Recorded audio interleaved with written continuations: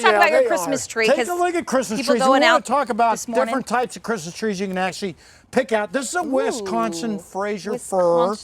Excellent tree. In fact, Kelly, come over here. I want to show you. Okay, I'm coming around. When you're actually picking these trees out, just a lot of people might go out. Today is a good day, tonight. Excellent. Pick out the nice tree. And cool. Nice you're not going to get a lot of desiccation because it's nice and cool. See how easy those limbs actually bend? Yeah. That's what you're looking for. And then do you want, like, if you go, yep, and if they start coming out, is that? You got it down. That's the drill. You can shake it, and you're looking, and you don't see any real dead foliage in this. I got this at Summer Winds. This is an excellent tree, easy to grow out here. Good. And you know what? I'll wash them down right before I put them inside the house. Okay. And make sure that you cut them, and you cut them at the bottom. In fact, the fresh cut is crucial. And a little bit of scarification right in the cambium layer of the tree itself with a knife or anything along those lines will help it with that uptake. So just a little bit of just scarification, just like that. Just kind of nick it a little bit.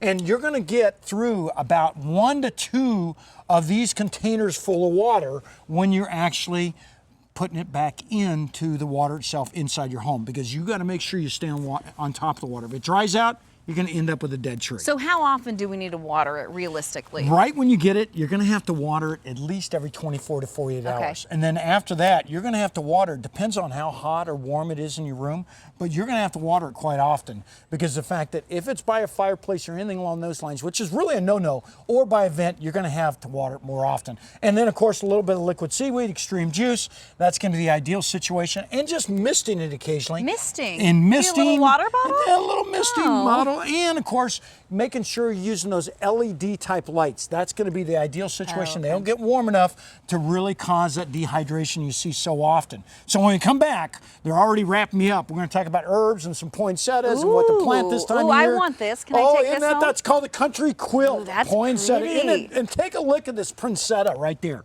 Isn't that just gorgeous? Yeah. Oh, fantastic Okay, I got another quick question about your trees. Yep. So my mom would always be worried about trees being a fire hazard, so we would always get ours relatively late, like mid-December, so we could have it up after the New Year's. Because if you get yours now, I mean, do you think you could be able to have it till January 1st or 2nd? It depends on the type of tree. So going with a Fraser or a Noble or something like that, you're going to be in much better shape. And making sure you get a fresh tree is going to be another thing. And making sure you got a fresh cut on it is another thing. But going with some of those other types, but just sticking with the Nobles or the Frasers, you're going to be in real good shape for these guys to last almost sometimes for 2 months. Ooh, no, just 2 one. months. Okay. So there you go. So those are the types of trees. That's it. You're going to spend a little bit more money, but you're going to be in real good shape. And welcome back out to our garden here behind Channel 3, and one of the few gardens live on air every week. One thing I want to show you is a Cascalotia tree. This is one that blooms during Christmas time. If you're looking for blooming type plants, this is one that will work. There's another one right beside it. Got a nice purple flower, shooting stars, another one that does very well out here in the desert Southwest. If you got frost tender type plants, we hold off on pruning those bougainvilleas, lantanas, Relia, asparagus ferns, all those this time of year. So stay away from any type of pruning. If you experience a little bit of frost damage, stay away from pruning that off as well, because that frost damage protects the plant from further frost damage. Let's talk about different types of plants to plant this time of year. Some of your marjoram will work out great. We utilize that in a lot of different types of Middle Eastern food. Now, when you're planting herbs this time of year, make sure that you've got well-drained soil. So that means some type of hole right in the bottom of the pot itself. In fact, multiple holes is ideal. And making sure that you've got gravel right over the top of those. Well-drained soil is the key to growing great herbs. In fact, there's a lot of different types of herbs. There's different types of sages. You're looking at some basil right here, or basil is another name for it, some dill right behind it, and of course some different types of thyme. There's a lot of different types of thyme. This is this is an English thyme, and it's grown in a rock that's at kind of a lava rock type of situation. If you remember Baker's Nursery, Mr. Baker himself gave me that, and this is one we've utilized from year to year, and it works out fantastic.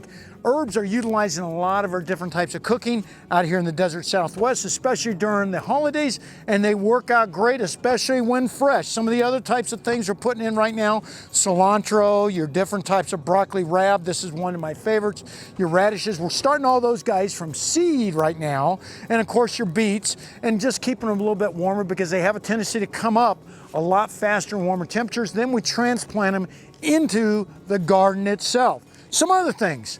Tulips, hyacinths, crocus. This is something you want to plant this time of year. We've already cold stratified these. And what we mean by that is we put them in the refrigerator, put them in for about 6 weeks. We just took these guys out. We're going to be putting those guys in, and we're going to get some nice displays in the next month or so. And there's some different types of flowers. We were talking earlier with Kylie, and we're saying, well, what do you do with all this rain and looking like we're getting one of those rainy type cycles? So any of your wildflowers or wildflower seeds can go in this time of year without having to constantly water them. They'll come up in the spring and you'll have a beautiful display. Talking about displays, take a look at all the poinsettias. There's some Gold Rush. Let's start right over here, Scotty. Gold Rush, your standard poinsettias right there, your Princettas right here, your Sparkling Punch is another one, and right behind it is your Amaryllis. Let's just show this guy off right here. These are something we go ahead and plant this time of year. They're kind of forced this time of year, but you can go ahead and plant one of these in your garden, or a multitude of these in your garden, and they will come up from year to year. They'll really do well in shaded type gardens like we've got out here in the desert Southwest in our garden ourselves. And you see some lavender, rosemary, and of course Christmas cactus. All those can go in your garden, do well in our garden with our well-trained soil out here in the desert Southwest. Don't forget, protect those frost tolerant type plants like your ficus trees and all these other types of plants that we talked about earlier, and you're in real good shape for a nice looking garden in the springtime. So there again, lots of herbs, lots of different types of poinsettias, and of course your Christmas cactus, and get out there and start planting some of the small plants you've got right there, and you're in real good shape for a real nice garden like we talked about. Girls, I don't know if I'm tossing it back to you, but you are. That was a 4-minute segment right there, and about everything you need to know about gardening, and of course, more. Thank you, Dave.